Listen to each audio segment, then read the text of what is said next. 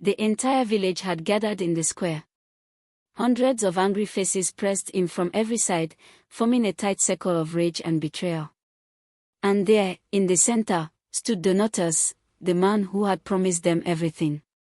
His fine robes, bought with their money, were now soaked with sweat. His hands trembled.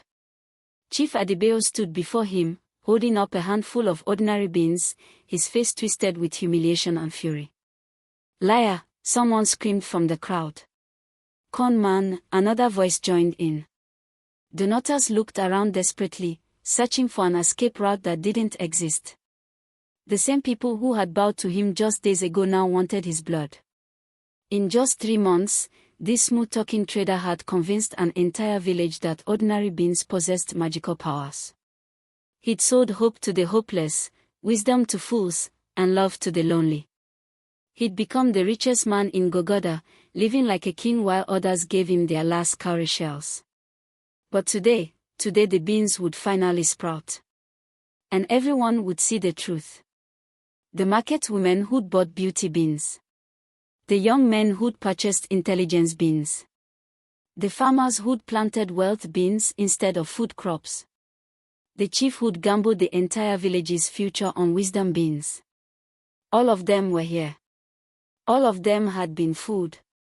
And all of them wanted answers. But let me take you back to where it all began. Because Donatus didn't start as a villain. He started as a failure.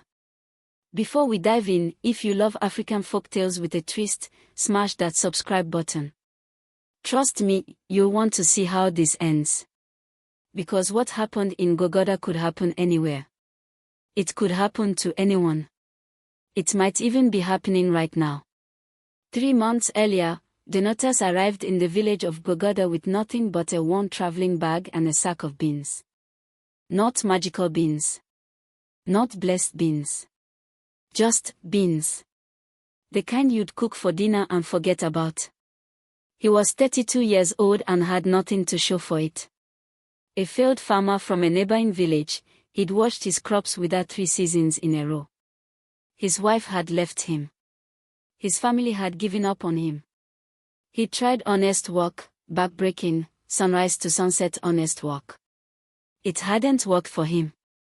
But Donatus had one gift: he could talk.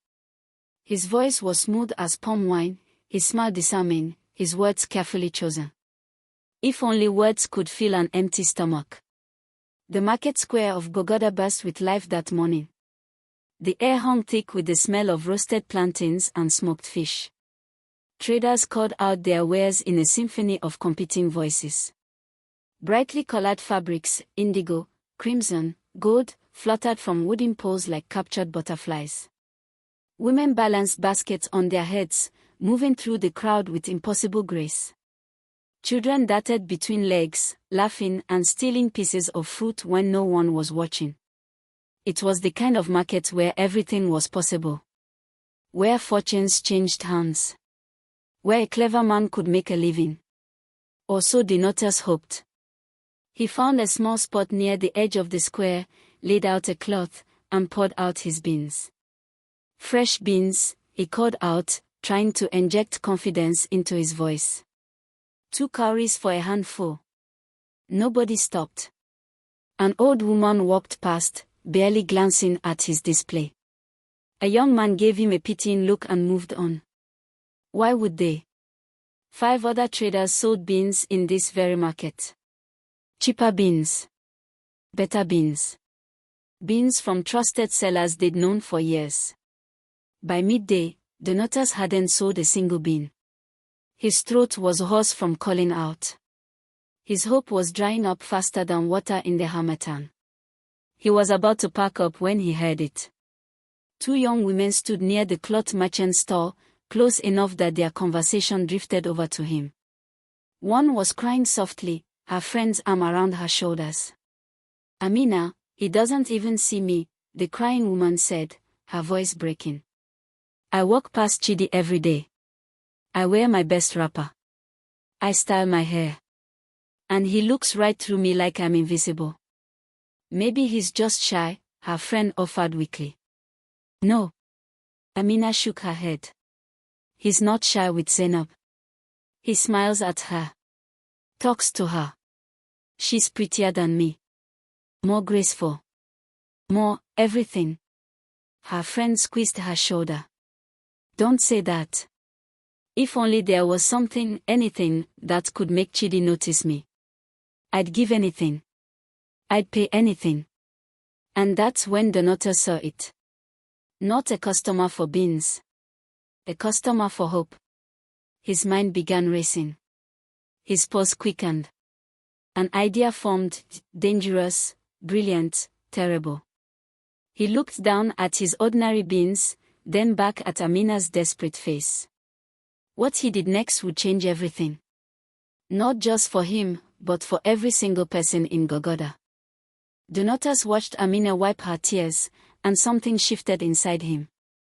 His slouched shoulders straightened. His defeated posture transformed into something commanding, purposeful. He stood up slowly, deliberately, like a man who just remembered he possessed a secret. When he spoke, his voice dropped an octave, becoming mysterious, almost otherworldly.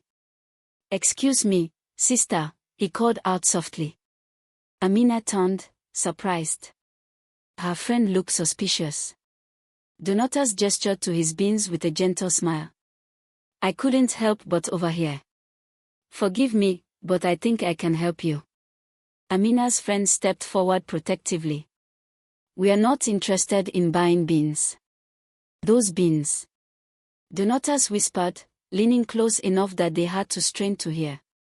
His eyes sparkled with implied secrets. "They are not for eating, sister.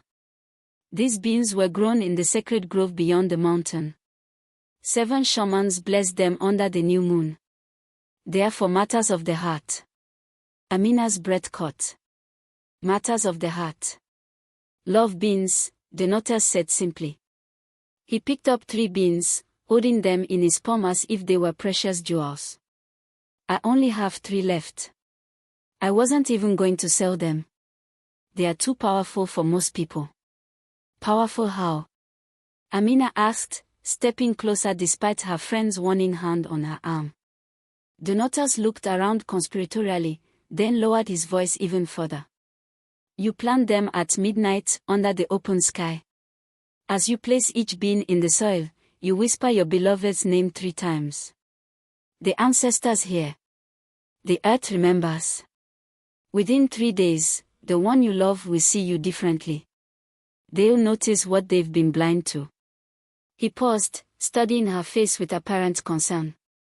"But they only work for pure hearts. If your love is selfish or false, the beans know. They do nothing."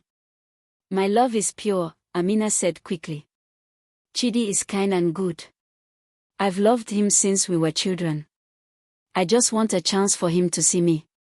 Donatas nodded sagely. "Then the beans will work for you. But sister, I must tell you, they are not magic by themselves. You must do your part. When you see him, you must be confident. Speak clearly. Look him in the eyes.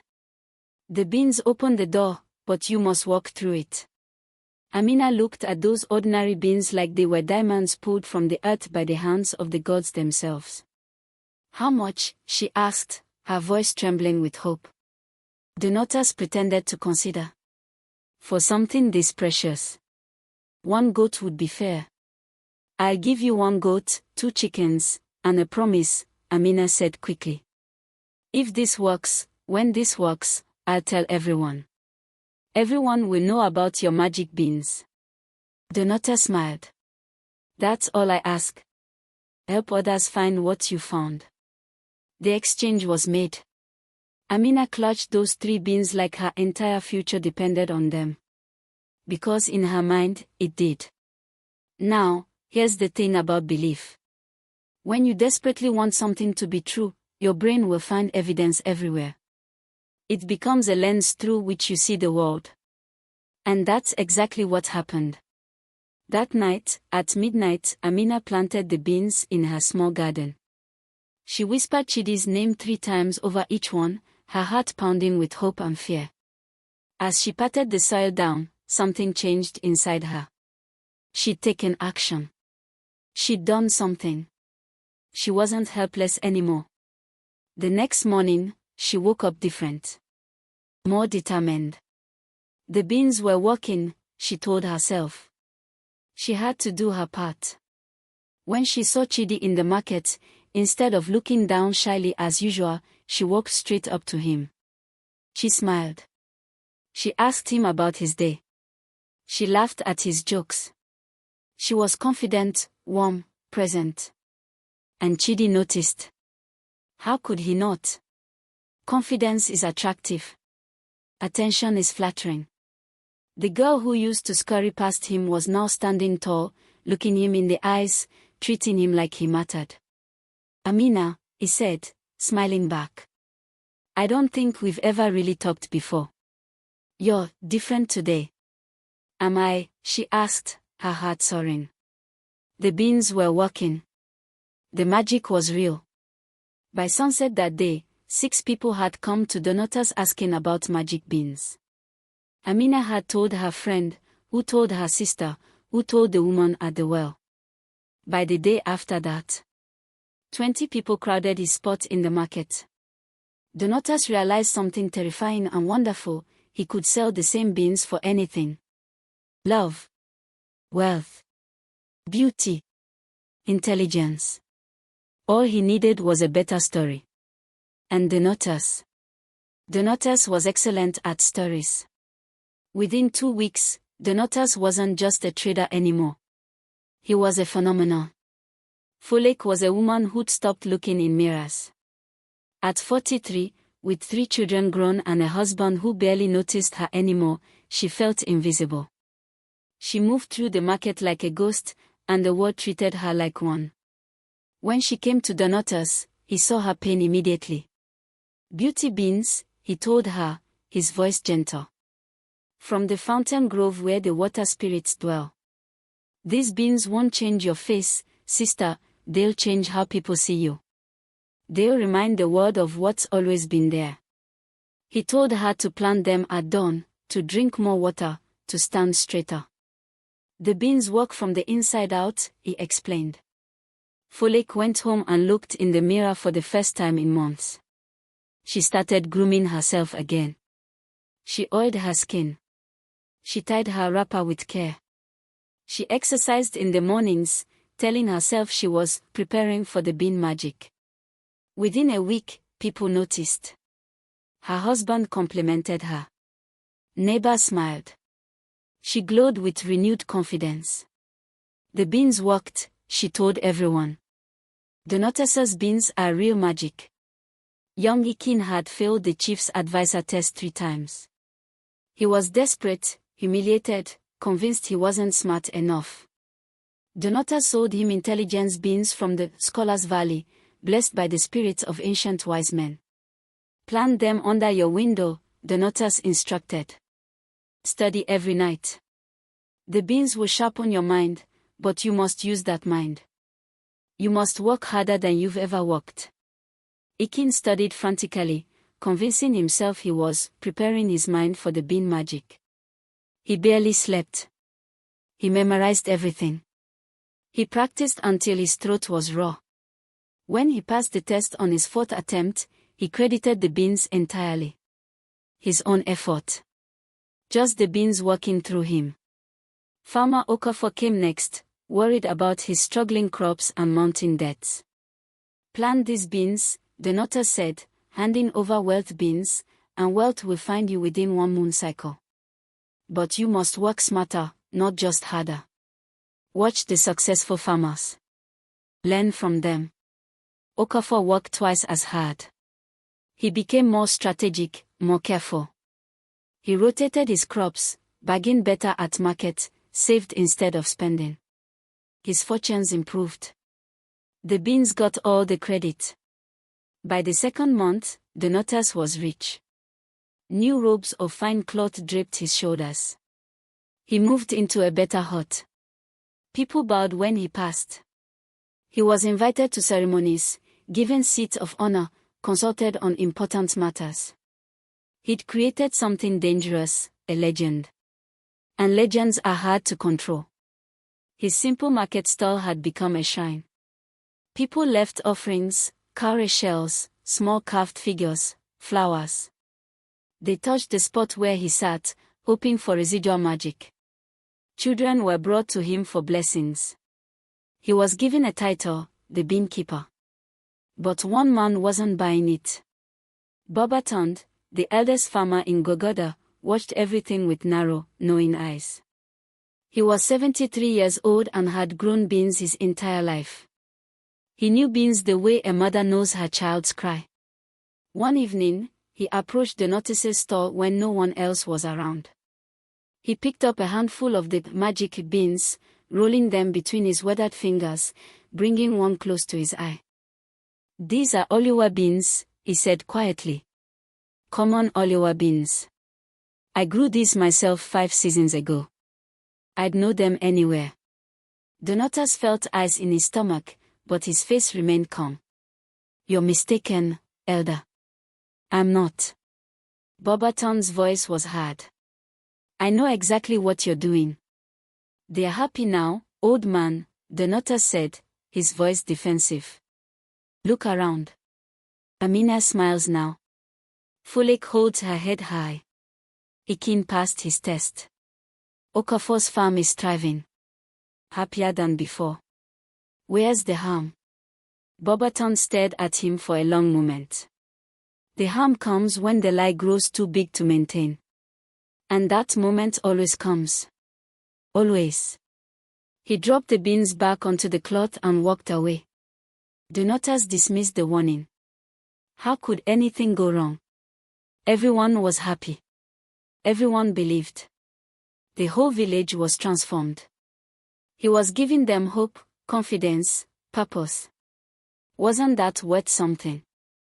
And then, 3 days later, the chief sent for him. Chief Adebayo rode Gogoda with, well, let's call it enthusiasm. What he lacked in wisdom, he made up for in confidence. A dangerous combination. At 55, he'd inherited the chieftaincy from his father, a man known throughout the region for his shrewd judgment and fairness. Everyone had loved the old chief. And everyone quietly wished his son had inherited more than just the title. Chief Adebayo knew this. He felt it in every sideways glance from the council elders, every hesitation before people followed his orders, every comparison whispered behind his back. It ate at him like termites in wood. He made impulsive decisions to appear decisive. He surrounded himself with yes-men who praised every word he spoke. He declared himself wise so often that he almost believed it. Almost. When the messenger arrived at the notices hut that afternoon, his stomach dropped. "The chief requests your presence."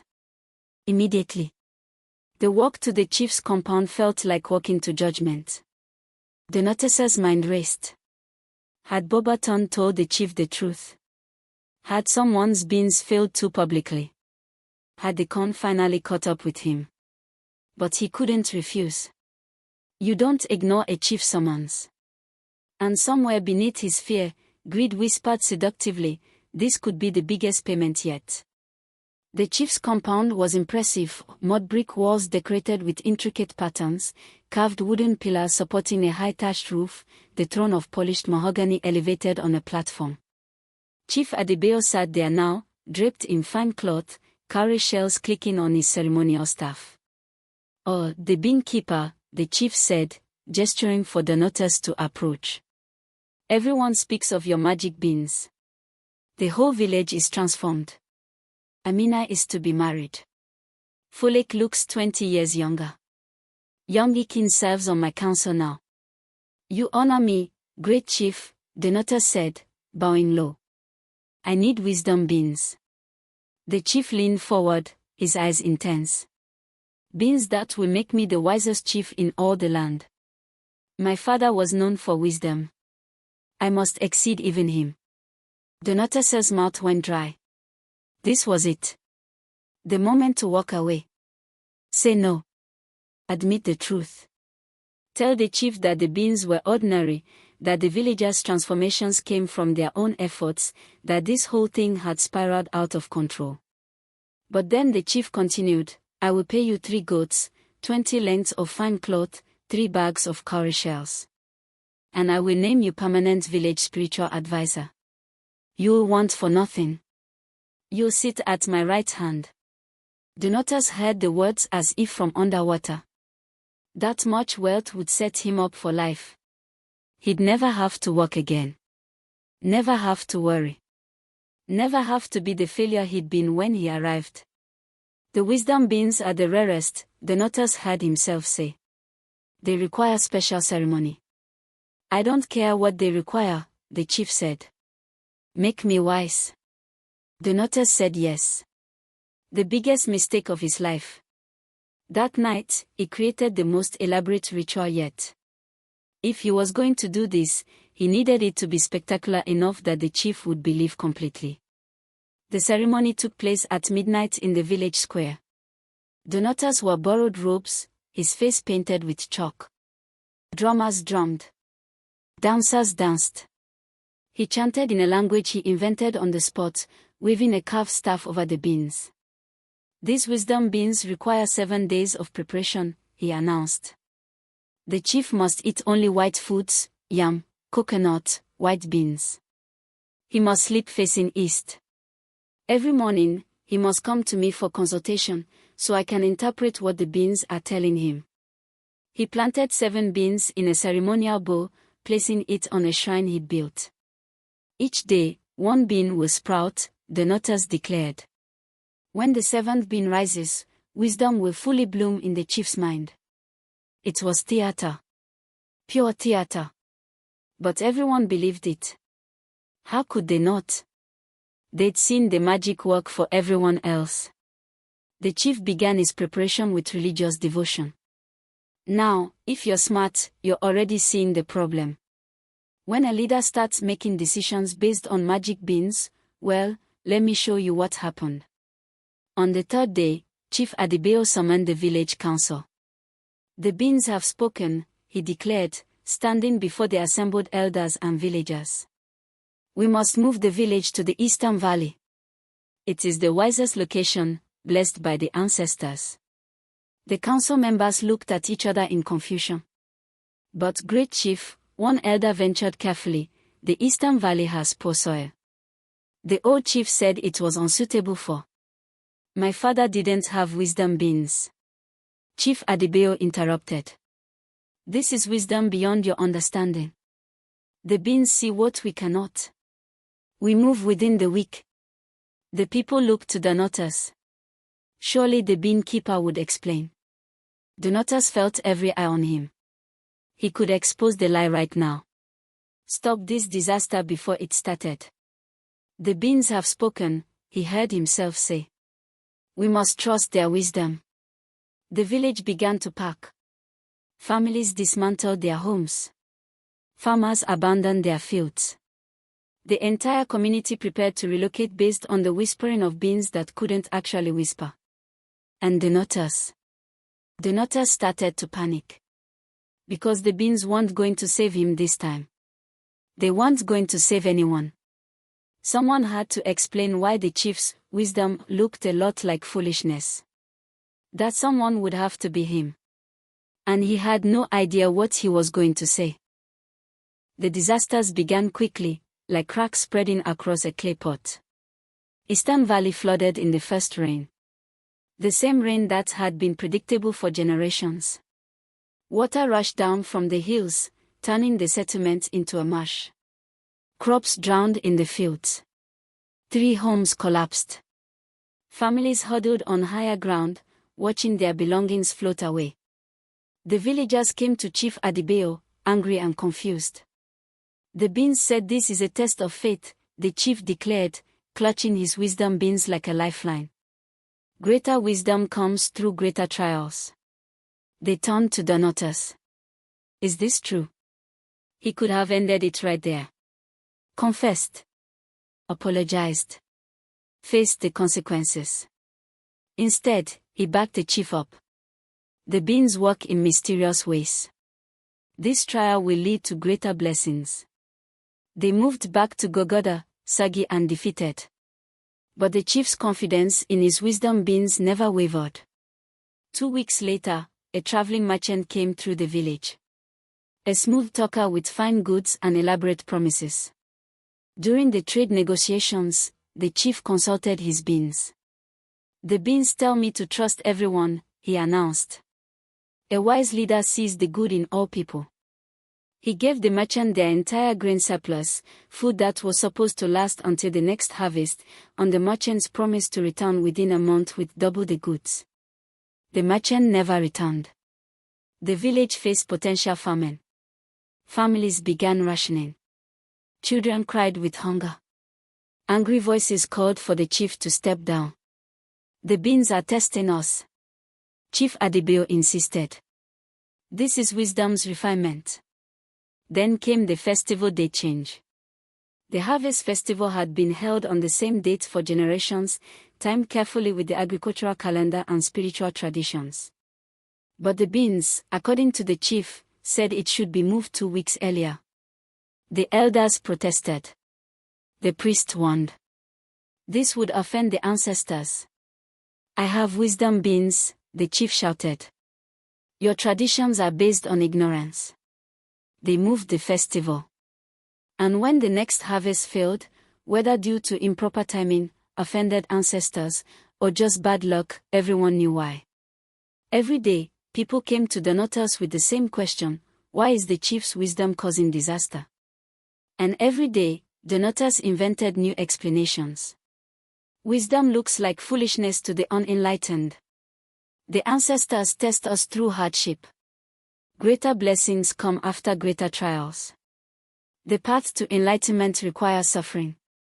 But it wasn't just the chief's decisions causing damage. The entire bean economy was collapsing. Amina came to him one evening, tears streaming down her face. Chidi had chosen someone else. Despite the beans. Despite her confidence. Despite everything. The beans failed, she sobbed. How? Why? For the first time, Donatus saw real pain. Pain he'd caused. Pain he couldn't explain away. She'd given him everything she had, and he'd given her false hope. He could have confessed right then. Should have. Instead, he sold her stronger beans. These are from an even more sacred grove. They never fail. She paid him her last chicken and a silver bracelet her grandmother had given her. Farmer Okafor's situation was worse. Emboldened by his earlier success with wealth beans, he planted an entire field of magic beans instead of food crops, convinced they'd bring him even greater fortune. They didn't. They were just beans. Regular beans that nobody wanted to buy because everyone already had magic beans. His family faced starvation. His children grew thin. His wife stopped speaking to him. Then there was the sick woman who refused medicine, trusting in healing beans instead. Donatus heard she was getting worse, but he couldn't bring himself to check on her. At night, Donatus couldn't sleep anymore. He lay awake in his fine hut, surrounded by his ill-gotten wealth, counting cowrie shells and feeling sicker with each one. The beans weren't magic. But his guilt? That was very real. Bobaton found him one morning at the market, before anyone else had arrived. You've taken their money, that's theft, the old man said quietly. But you've taken their dignity and their future. That's evil. I didn't make them believe. Donatus said defensively. They chose to. I just gave them what they wanted. You gave them false hope when they needed real help, Bobaton replied, his voice hard. You saw drowning people and instead of pulling them out, you sold them stones and called them boats. That's cruelty. Donatus turned away. He had no answer to that. And then came the worst news of all. Chief Adebayo, emboldened by 2 months of wisdom bean guidance, made an announcement that stopped the entire village cold. I have challenged Chief Okonkwo of the neighboring village to a wisdom contest. A public demonstration of leadership and judgment. When I win, and I will win, for I have wisdom beans, our village will be honored throughout the region. The crowd erupted in celebration. their chief had wisdom beans. Victory was certain. But the chief wasn't finished. If I lose, which is impossible, we will pay tribute to Chief Okonkwo's village for 5 years. But have faith. The beans have never failed me. Donatas felt the earth drop away beneath him. Chief Okonkwo was known throughout 3 regions for his wisdom. He was thoughtful, educated, experienced. He was what Chief Adebayo desperately wanted to be. And Chief Adebayo planned to face him armed with nothing but ordinary beans and unearned confidence. The village celebrated. Finally, they would show everyone. Their chief was wise. The magic was real. Donatas tried to reach the chief that evening. Great chief, perhaps we should prepare. I could coach you, help you study. I have the beans. Chief Adebayo said, laughing. I don't need preparation. The wisdom flows through me now. The contest was set for 7 days. 7 days for Donatas to decide, run and save himself. Confess and face punishment. Or pray for a miracle he knew didn't exist. The clock was ticking. And the whole village's future hung on ordinary beans. The day of the wisdom contest arrived like a storm everyone saw coming but nobody could stop. Both villages gathered in the ceremonial ground between their territories.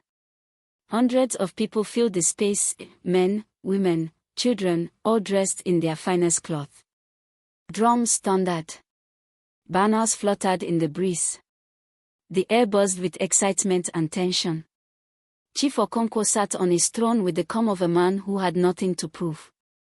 At 68, he was known throughout 3 regions for his fair judgments and thoughtful leadership. His grey hair was a crown of earned wisdom. His eyes were kind but sharp. Chief Adebayo sat across from him, clutching his leather pouch of beans like a talisman. His hands trembled slightly. Sweat beaded on his forehead despite the cool morning air. Donatas stood to the side, his stomach twisted into knots. He'd barely slept in 7 days. The contest moderator, a respected elder from a neutral village, stood between the chiefs. The contest will have 3 rounds, he announced. Riddles. Governance. Proverbs. May the wisest lead. Round 1, Riddles. The moderator posed the first riddle. I have cities but no houses, forests but no trees, water but no fish. What am I? Chief Okonkwo smiled slightly. A map. It shows these things but contains them not. The crowd applauded. Elegant. Correct. Chief Adebayo closed his eyes, clutching his beans, whispering to them. Everyone leaned forward. The beans say. He paused dramatically. 7. Silence. Then confused murmuring rippled through the crowd. 7. What did that even mean? That is incorrect, the moderator said carefully. Round 2, Governance. A farmer and merchant dispute ownership of a cow, the moderator said. The farmer claims he raised it from birth. The merchant claims he bought it fairly. Both have witnesses. How do you judge? Chief Okonkwo leaned forward. I would examine the cow's brand mark if it has one. I would question the witnesses separately about specific details, the cow's age, markings, behavior. I would check market records for the sale. Truth reveals itself through details. And if both claims prove legitimate, perhaps the merchant was deceived by a thief. Then justice requires finding the thief and compensating both honest men. The crowd murmured appreciation. Thorough. Fair. Wise. Chief Adebayo consulted his beans again, shaking them in his pouch. The beans tell me. He said slowly, both men must plant beans and see whose grows faster. The righteous beans will grow taller. Dead silence. Then someone laughed. Another person joined in. Soon, scattered laughter rolled through the Gogoda section. It was nervous laughter. Confused laughter. The kind that comes when you don't know whether to cry or scream. Round 3, Proverb Interpretation. Interpret this proverb, the moderator said. A bird that flies off the earth and lands on an anthill is still on the ground. Chief Okonkwo nodded thoughtfully. It speaks to the illusion of progress. One may think they have risen high, but if they have not truly elevated their position, they remain where they started. It warns against mistaking small movements for great journeys. Perfect. Insightful. True. Chief Adebayo stood up, clutching his beans to his chest. The beans have spoken. They say the bird is wise. The anthill is blessed. The ground is testing our faith. This proverb means we must trust the beans. Always trust the beans. He rambled on, his words making less and less sense, repeatedly invoking the beans as if saying it enough times would make it true. Gogoda lost. Badly. Humiliatingly. The tribute would bankrupt the village. Chaos erupted. Villagers from Gogoda shouted in confusion and anger. Chief Adebayo stood there, bewildered, still clutching his beans. How had they failed him? They were magic. Everyone said so. Enough. The roar cut through the noise like a machete through grass. Everyone turned. Bobaton stood, his old body rigid with fury. These beans are not magic, he roared, his voice carrying across the entire gathering. I grew these beans 5 seasons ago. They are Olewa beans. Common cooking beans. The same beans I've grown for 50 years. He reached into his own pouch and produced a handful of identical beans. He walked to the center of the ground and dug 2 small holes with his walking stick. Watch, he commanded. He planted one of Chief Adebayo's wisdom beans in one hole. He planted one of his own ordinary beans in the other. He covered them both with soil.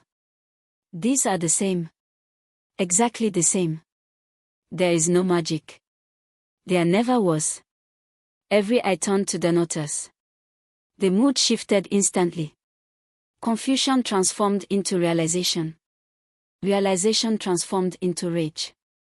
My savings, someone shouted. My crops, another voice cried. My dignity. The tribute debt. He destroyed us. Donatus felt his legs moving before his mind decided. He ran.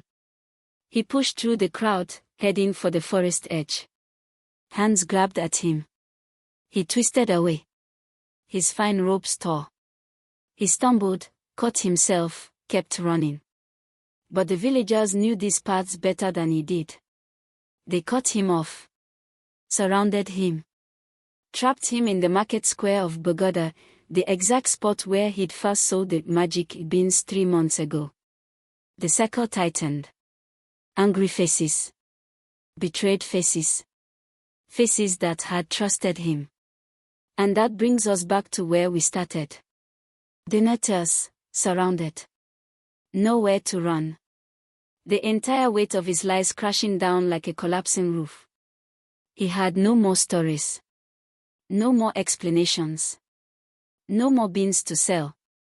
Just the truth, finally, with nowhere left to hide. By tradition, serious crimes went before the Council of 3 Elders. Donatus's fate would be decided by sunset. They brought him to the council house, his hands bound with rope. The entire village crowded around, filling every available space. They wanted to see justice. They needed to see justice. The 3 elders sat in their ceremonial seats, Bobaton, Elder Chioma the wise woman, and Elder Namdi the keeper of traditions. Bring forward those who wish to testify, Elder Chioma said. Amina came first. She looked smaller somehow, diminished. The confidence she'd gained was still there, but now it was mixed with shame. I gave him everything I had, she said quietly. My goat. My chickens. My grandmother's bracelet. And he gave me false hope. He saw my desperation and used it against me. Farmer Okafor came next, his children standing thin and quiet behind him. My family will starve this season because I planted magic beans instead of food. My wife begs from neighbors. My children cry with hunger. I trusted him. Then Ikin stepped forward. His testimony surprised everyone. I did study harder, he admitted. The beans didn't help, but believing in them helped me believe in myself. I worked like I'd never worked before. And I passed the test because of that work, not because of magic. He paused, looking at the notice with something almost like pity. But he lied. He saw my desperation and took my money. The work was mine. The success was mine. He had no right to sell me false credits for my own effort. Chief Adebayo sat in the corner, no longer on a throne, just a broken man on a wooden stool. His humiliation was complete. His wisdom had nearly destroyed the village he was supposed to protect. He said nothing. What could he say? Finally, the elders turned to the notas. Speak, Elder Namdi commanded. Defend yourself if you can. The notas took a shaky breath. I told you what you wanted to hear. You believed because you wanted to believe. I didn't force anyone. I didn't threaten anyone. You gave me your money willingly. The crowd erupted in angry shouts. The elders raised their hands for silence. Bobaton leaned forward, his eyes hard. A drowning man will grab a serpent thinking it's a rope, he said slowly. You saw drowning people, and you offered them serpents. You painted those serpents gold and called them rescue. That's the crime. Not theft. Not deception. Cruelty. The council withdrew to deliberate. When they returned, Elder Chioma spoke. We considered banishment. But that's too easy. You would simply go to another village and do this again. We considered imprisonment. But that doesn't fit the crime or help those you've harmed. We considered demanding full restitution. But you cannot possibly repay everything you've taken. Elder Namdi stood. Therefore, this is our judgment. For 1 full year, you will work the fields of Bogoda as a farmer. Every harvest day, you will stand in the market and sell ordinary beans, honestly. You will wear a sign reading, I sowed lies. These are just beans. The notas felt the weight of it. Public shame. Hard labor. Honesty forced upon him. Your wealth, Elder Chioma continued, will go toward paying the tribute debt to Chief Okonkwo's village. Your labor will help rebuild the trust you destroyed. Then Bobaton spoke, his voice softer. But if you work honestly, if you help rebuild what you destroyed, after 1 year, you will be forgiven. Because we believe in second chances. Real ones. Not magic ones. The judgment was final. That same evening, Chief Adebayo stood before the village. I stepped down as chief, he said, his voice hollow. I was foolish. Vain. I wanted wisdom without earning it. I nearly destroyed us all. He nominated Elder Namdi to lead. The council agreed. The village had a wise chief at last, one who'd earned it through years of service, not through magic beans. And slowly, painfully, the village began to heal. They realized they'd played a role too. They'd wanted easy answers. Quick fixes. Magic solutions to problems that required work. The beans hadn't failed them. They'd failed themselves by believing in the impossible. But now, at least, they knew the truth. And truth, however painful, was better than a beautiful lie.